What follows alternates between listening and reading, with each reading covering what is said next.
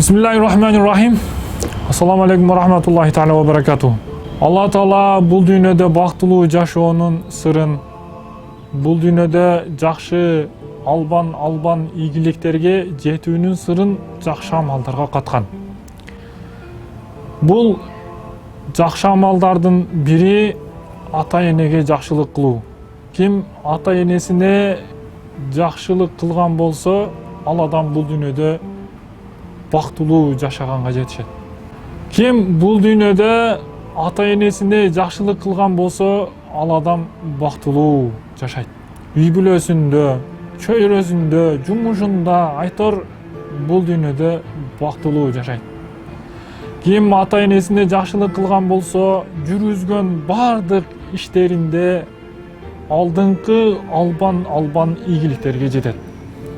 Ал эми ата-энеге жакшылык кылуу же болбосо ата-энеге кылган жакшы амалдардын бири бул алар үчүн дуа кылуу.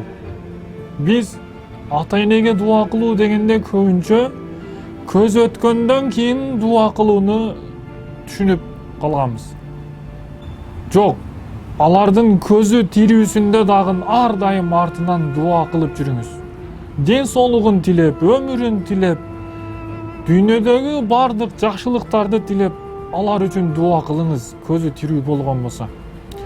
Көз өткөн болсо дагы артынан эч качан дуаны үзбөй кылып барыңыз. Ким атасын сыйлаган болсо, ал адам Аллага жакын болот. Ким энесин сыйлаган болсо, ал адам бейишке жакын болот. Алла Таала баарыбызга өзү толук берсин.